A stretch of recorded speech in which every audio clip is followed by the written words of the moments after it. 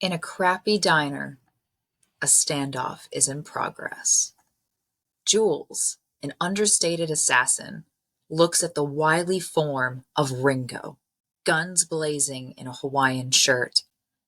Ringo cocks his weapon back, threatening to unload his pistol into Jules's head unless the briefcase on the table is opened. He starts counting. One, 1. No movement. two, 2. Ringo imagines the possibilities.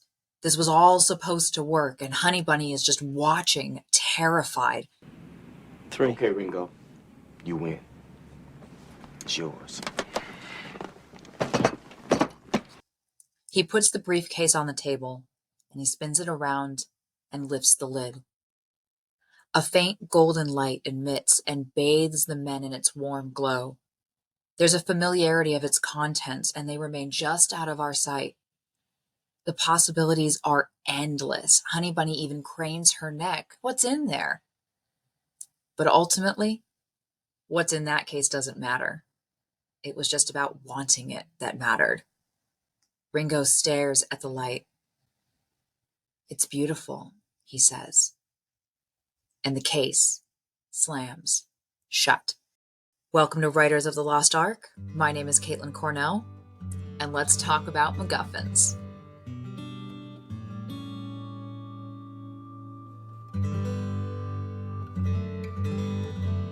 The term MacGuffin actually comes from Alfred Hitchcock. He would use it to describe an object that doesn't matter in the grand scheme of the story, but it's something that everyone in the story, at least in the start of the story, is after. It would be the plans of an airplane engine and the plans of an atom bomb, anything you like. It's always called the thing that the characters on the screen worry about, but the audience don't care. And someone asked, what is a MacGuffin? And it's described in a scene in an English train going to Scotland, and one man says to the other opposite him, he said, what's that package above your head there? And the other man said, oh, that's a MacGuffin. He said, well, what is a MacGuffin? He said, well, it's an apparatus for trapping lions in the Scottish Highlands. The man said, but there are no lions in the Scottish Highlands. He said, then that's no MacGuffin. For Hitchcock, the actual item isn't significant. It's the chase of the object that's important and how it drives the story. It is only there for plot and conflict and to put other characters together that wouldn't normally meet. The object is not a character. It is just a plot device to serve the story. I will refer to these types of MacGuffins as story-based MacGuffins. They're usually plans or schematics or a will or some sort of intercepted communication. He said it would be useful in things like spy movies, like the 39 Steps. And I've even seen it used in James Bond movies, and a lot of sci-fi movies have it in their repertoire. Then George Lucas comes along and he changes the game, or at least does so in such an accessible way, enough for it to become a modern day model. In his storytelling, the MacGuffin must remain important to the story, and it almost has to take on a life of its own. He starts by using a Hitchcock MacGuffin in Star Wars, which is Leia's message to Ben Kenobi. But the message is filmed by a key character, and it's witnessed by C-3PO and placed inside R2-D2, who spend the better part of the first 30 minutes of the movie as our entry point into the story. Until Luke shows up, they're basically the protagonists of the story. He makes you care about those characters, and he puts them in peril all the time, so completing the mission becomes much more important to us as an audience. A character-based MacGuffin is the objectification of the themes of the story. How does that inspire or challenge a character's beliefs about their world or themselves? The objects represent the emotional obstacle between a character's wants and their needs, and it thus foreshadows the journey that we will take with them. Other examples of these character-based MacGuffins are the One Ring from Lord of the Rings, the Maltese Falcon, and probably the most famous usage of MacGuffins, the Indiana Jones series. An archaeologist in search of elusive artifacts. He's solving puzzles. He's evading bad guys. He's chasing women. He's traveling the world. He's doing everything that we want to do. The adventures of Indiana Jones have captured all of us for decades, and so have their objects. So I want to take today and talk about the purpose of all five objects in their movies and what makes their movies successful or unsuccessful. And maybe we can tell based on those objects. Are there execution issues in these movies? Abso-freaking-lutely. But we have five movies and we have five objects to compare. So let's compare and see what we can find. Are you ready to dive in with me? Because only the penitent man shall pass. So let's start with the classic, Raiders of the Lost Ark. They didn't name the movie after the Ark of the Covenant. The Indiana Jones and the Ark of the Covenant, like the Nancy Drew novels, which is the subsequent phrasing of the series. It is about the chasers and the pursuers of the Ark, Indy being one of them, along with the Nazis and the treasure hunters. They're all raiders. No one is exempt. So I guess the question is, how is Indiana different than the others? How is he the hero? The Ark of the Covenant is a biblical object first mentioned in Exodus. After Moses received the 10 Commandments from God, they were instructed to build a vessel to keep and carry them as a physical manifestation of God. The measurements are extremely specific. It was gilded in gold, covered with a mercy seat, adorned with 2 cherubims, and it was to be carried ahead of the Israelites, and according to the Bible, was responsible for the safety of their 40-year journey into the desert and destroying the walls of Jericho. So it's a pretty powerful thing. And in a sense, it did make the Israelites stronger. Hitler was in real life obsessed with the occult and ancient art, so it stands to reason that for the Raider storytellers, that it would be something that he would have or might have coveted. So it's a really cool story beat to place inside of a movie. The search for the Ark does drive this movie. The passing of the Ark between the heroes and the villains of the story is what the central conflict is about. But at the end of the movie, the Ark, for me, seems to have a life of its own. They start the ritual and they just find sand. The tablets that it housed were gone, and supposedly the power inside because it was the word of God. Maybe it was really just a box. Maybe there was nothing special about it at all. Maybe it was just built by a group of people to symbolize their devotion. And as Indy smiles, he's almost proven right that magic doesn't exist, that objects are just artifacts to be placed in a museum. And then, face-melting glory that traumatized a 7-year-old Caitlin years and years ago. I still cannot get over that scene.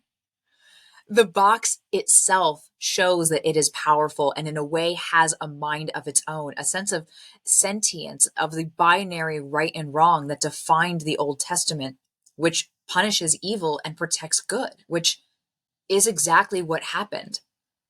I believe the Ark, like with the walls of Jericho, had the ability to sense good and evil and acted to protect the innocents. Its core programming, for lack of a better word, was still there, because nowhere in the movie was there not looking at the light mentioned as a saving grace, nor is it in any reliefs or religious artifacts that could be referenced by Indiana. I believe the Ark has a sentience, a godlike power to determine who to punish and who to save. It punished the Nazis, it saved Indy and Marion, and then it closed again. It might not be what they were going for, but I feel like that's the most interesting choice. And as writers, I think we should aim for the more interesting choice, even if no one understands or it's never really explained and it's left to be magic. The theme of Raiders is magic. Indy is so against the fact that magic could be present in this world. Does magic really exist, or are objects just objects, is the question. Indy doesn't see magic in the world. Artifacts are meant to be put into a museum. They have no inherent abilities. They say more about the people who made and worshipped them. They're meant to be studied. And at the end, the Ark doesn't end up in a museum. It's locked away in a storeroom to protect everyone from its now documented abilities. So a core tenet of Indiana Jones has been challenged and is challenged throughout the movie. The unseen becomes seen. And it's similar in our next movie, The Temple of Doom.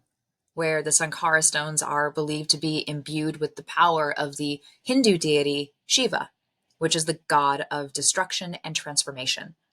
They're two sides of the same coin, or I guess like stone, I guess.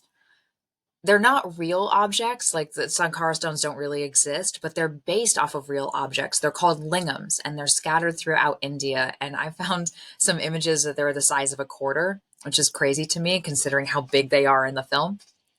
Unlike the ark, which is, a singular object that operates on its own, the stones have more power together than apart, and the power changes the closer they get to each other. By itself, a stone can bring good to a community, like the village at the beginning of the film. But the hunt to collect all of those stones drive people to this culty madness and a lust for power, which poisons the stones and affects their power negatively. The supernatural element of the stones expand on this good evil binary. The stones themselves are not good or bad, but who uses them and why. Two sides of the same stone. Destruction and transformation. They both exist simultaneously and neither cancel each other out. And in the broader context of colonialism, which was a theme of the movie, it challenges us and Indiana to see different worlds in a different way. As an archaeologist, is the hunt for an object mean more than finding it? And what does it ultimately cost, especially for the people whose land is being raided? We see the cost in the beginning, as opposed to at the end as a consequence. The village is in ruins with no rain or no crops. That is the results of purging a land for its objects. We see those consequences are dire from the start, and then it just gets worse and worse and worse, to the point where in the search for this treasure, our hero almost loses his soul. And it takes a child's insistence to bring his heart back home. Indy may be our protagonist in this movie, but Short Round is really the hero. This is also one of the few times where Indiana is personally affected by an object to the point where it changes him. The object is not placed in a museum this time either. It is left behind to do good for the village, the place where it belongs. Temple's theme for me questions what treasure really means. Is the treasure you seek in front of you or next to you? What is the cost of finding treasure, for an archaeologist especially? What is the cost of fame or glory or power or community or love and family? And speaking of family, let's get to Last Crusade. We return to this Western binary of good and evil now, with the backdrop of World War II now in full swing across all of Europe, for a magical mystery tour that takes the audience back to familiar territory, back to the world of raiders that they loved. The Holy Grail was the cup that Christ drank from at the Last Supper, that he handed to each of his disciples.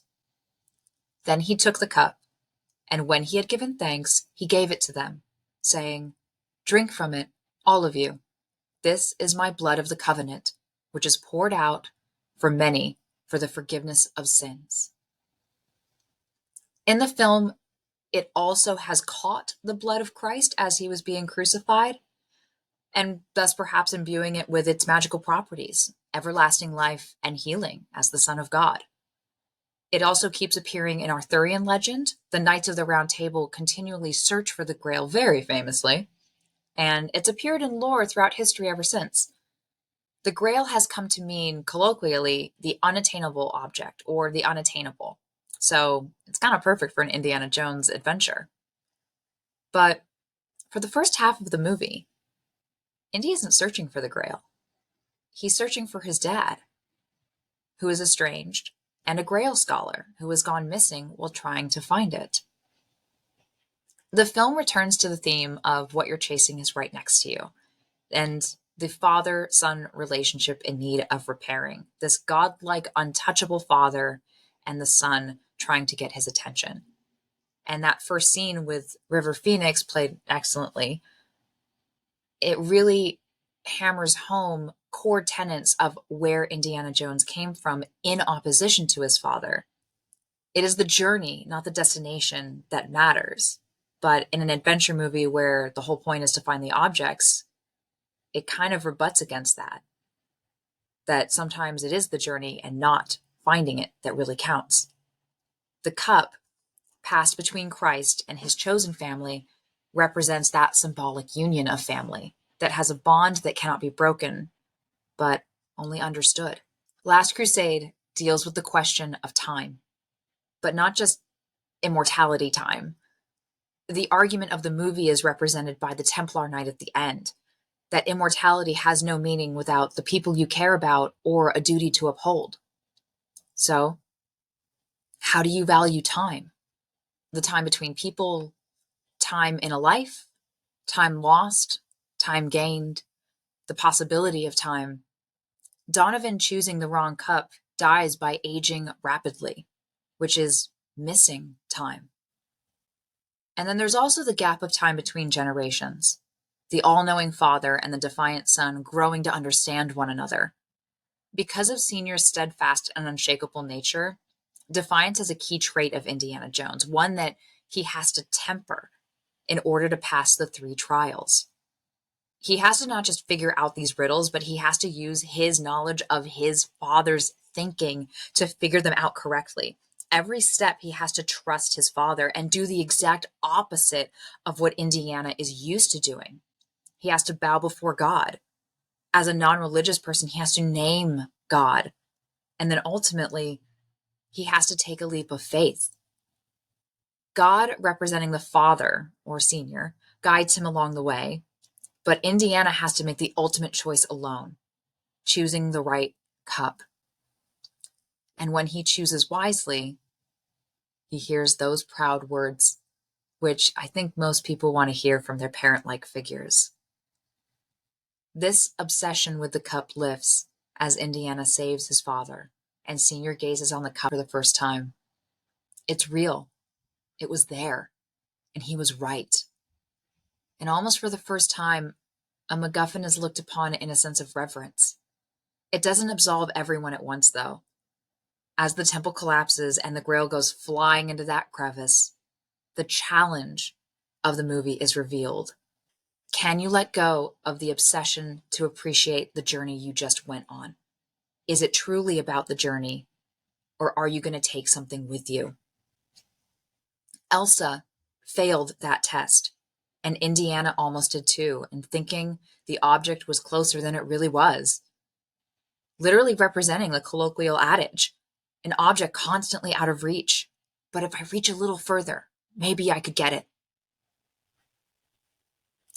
The filmmakers also did the Grail the solid of distorting the image so that we see what Indy and Elsa see. And it's almost fish-eyed in this way and put a sheen over so you can actually feel the temptation of it visually.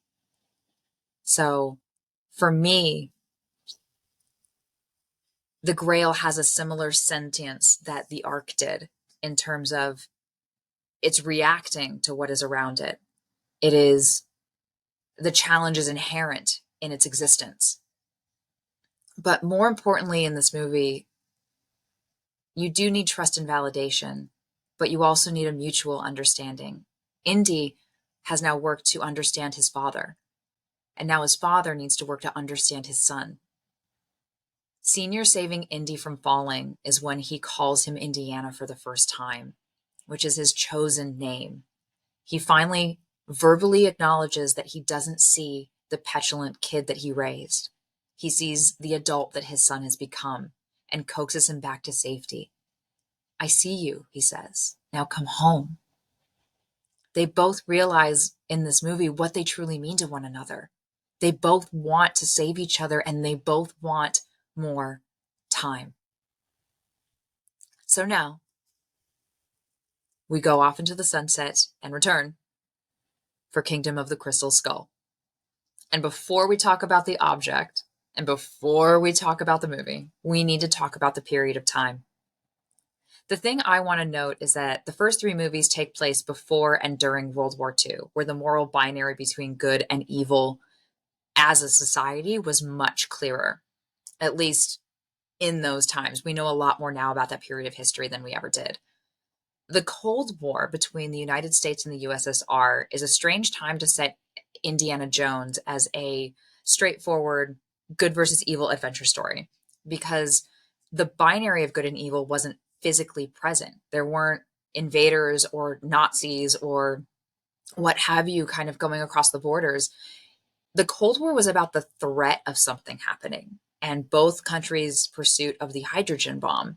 And it was more about what could happen, but not wanting to fire first. So it was a very tenuous time to set an adventure story.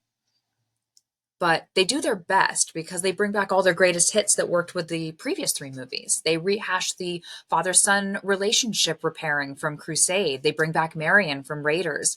They explore the non-European-like culture in Temple. Thematically, this should have been the strongest showcase of Indiana's core plight: the search for knowledge and adventure versus what you need is the family right next to you, want versus need, which is encompassed by the theme and represented by its object. I don't think the movie turned out that way, but I think that's what they were going for. Again, I just want to remind everybody this podcast is purely script execution and not film execution. The skull is mystical. It is magic, but it is also pure sentience, pure knowledge. It had the knowledge of the universe inside of itself, and it proves too great for even our villain to handle. It represents Indiana getting so lost in his own mind and his books and his history, stuff that is known, that when people or unknown things in his life become too uncomfortable, it's easy to kind of fall into something that has an ending that you can research, that you can study. I think I fall into that trap. I think a lot of people do. So when Indiana leaves it behind to go with his family, that is him making a very conscious choice thematically as a character. The exploration of kingdom is knowledge, but knowledge at what cost? Like, how do you expand yourself? How do you pass your history down literally from one generation to the next? What is the difference between a fact and a truth? And what do you do with knowledge when you have it? Does knowing more take away your humanity in some way? What is the difference between knowing something factually and knowing something intrinsically? So now we have two objects that are real legendary objects rooted in Christian lore, connected to World War II and a pursuit of the occult. There's a family connection and storyline in both, an overarching villain, and a conflicted obstacle. And we have two objects that are entirely original, inspired by a non-Western culture, a looser morality structure that is more destructive. All of these objects are imbued with some sort of magic and challenges our characters' worldview of their place in the world. Is magic real? Do the objects really hold power in and of themselves? And moreover, for an archaeologist obsessed with chase, what is the consequence of finding what you seek? The meta narrative of all of these movies is what you're seeking what you want, or is what you need right next to you? Journey versus destination. And now we get to our most recent entry into this franchise, the Dial of Destiny. The base of the Dial of Archimedes is a real-life object called the Antikythera, which was discovered in shipwreck in 1900 off the coast of a Greek island called Antikythera. No, it's not Syracuse. It's not even close. Dating back over 2,000 years ago, scientists like Joe Marchant have called it probably the most exciting artifact that we have from the ancient world, because 1,000 years before the invention of the mechanical clock, it was similarly complex, with dials, gears, and pointers. It's called civilization's first computer by a lot of people. When they first found it, it was encased in this like shell, and it was corroded and fused together by being underwater for so long. But the outer shell suddenly broke in 1902, and scientists finally figured out what they had, and it's been studied ever since. This mechanism was used to chart the cosmos and was used to predict eclipses and track the movement of the moon. And this information was used to plan big, important social events like the Olympics, which is really helpful for a civilization that was so attached to nature-based gods that I'd want to plan accordingly. There's no information on where the Antikythera came from or who made it. One theory is that it was constructed by Archimedes, who was a mathematician. But the theory is not really widespread, except for by the creative team at Lucasfilm, apparently. They also added the detail that it could track fissions in space-time, which they could only reach by flying through it, which, given the actual purpose of tracking giant orbs in the sky, kind of checks out as a real-life object getting a real-life through line in the story. So the way that the storytellers manipulated the object to work for the story that they wanted to tell, I think actually checks out in terms of the themes that they were going for and how the object worked and how it created found the fissions in space-time. But I think for the purpose of Indiana Jones as a franchise as a whole, taking a real scientific object as opposed to a folklore object and adding magic may have been a key factor on how the movie was structured, executed, and received. I think the movie suffers because the object is real, with no inherent mystical or magical properties. And before I get the shouts in the comments going, time travel, I just want to re-clarify. The object is a scientific device that finds the rifts in space-time that already exist, with the major caveat that it only leads to one place. And while the reveal of continental drift is actually like a cool left field scientific twist, the dial itself is more like the Alfred Hitchcock MacGuffins than their more modern counterpart, which the Indiana Jones franchise is kind of centered around. The dial is the only object that actually exists, and possessing a thing tends to take the mystery of magic away. Like opening the door and seeing the monster makes it less scary. Yes, in this world, time travel is real, but it exists regardless of the object. And unlike other movies, we actually see this object being made during the Battle of Syracuse, as opposed to finding it or it suddenly appearing. In fact, we see it twice, when Jones has one half in the beginning and the second half later on. Thus, it kind of takes the wind out of the sails of this typical type of adventure movie.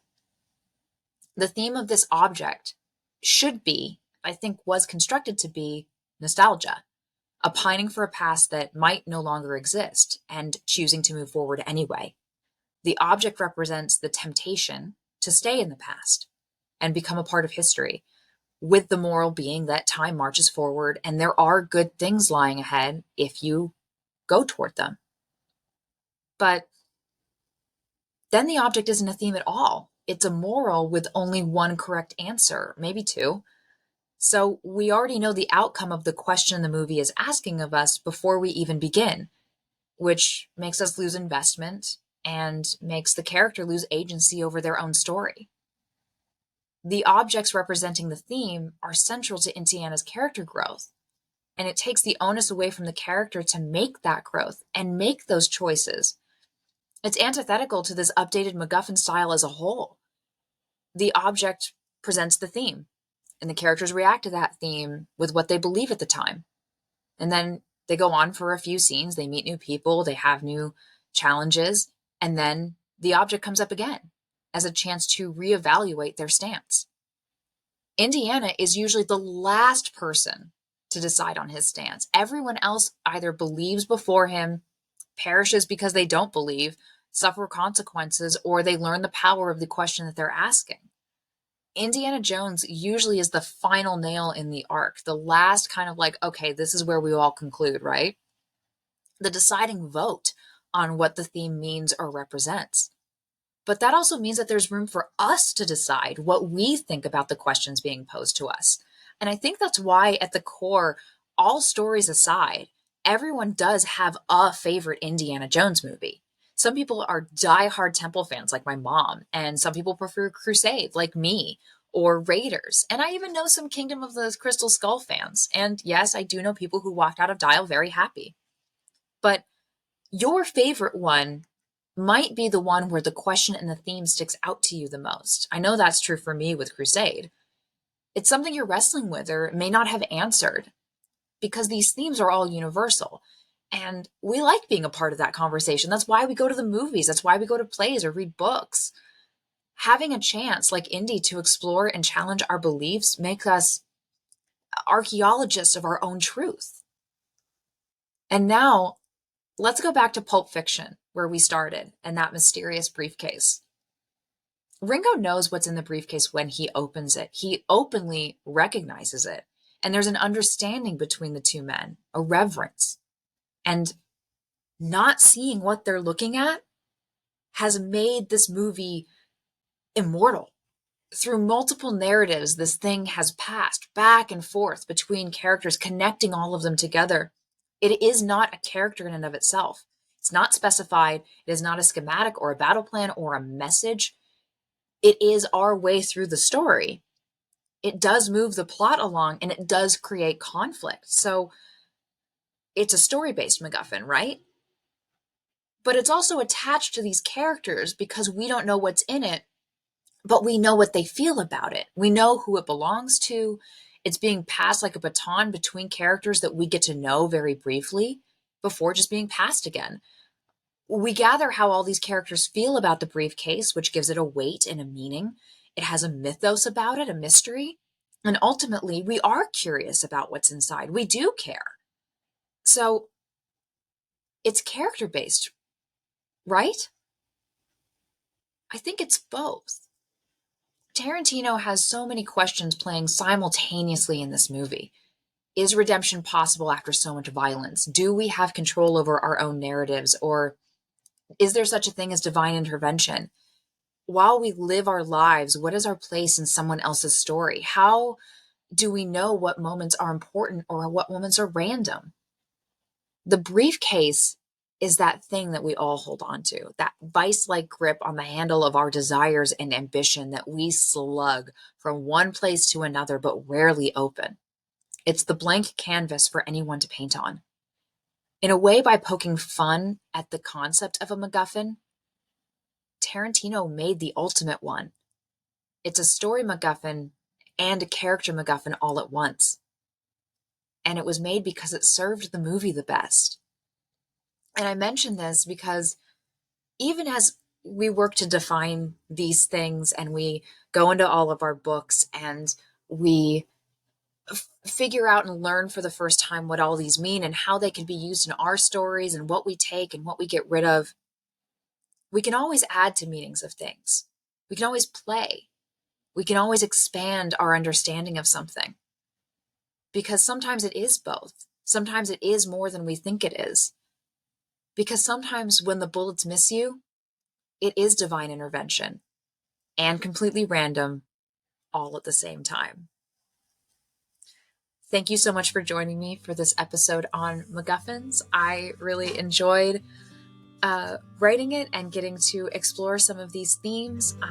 One of the things I'm working on is a sword and sorcery movie, so it was really helpful for me to kind of go through what an object could add or take away from the story. And I hope it helps you in your writing. And please like and subscribe and comment below on your favorite movie or story MacGuffin, because I'd like to get to know you guys better. So thank you for joining me. And as always, keep on writing because it can change your life.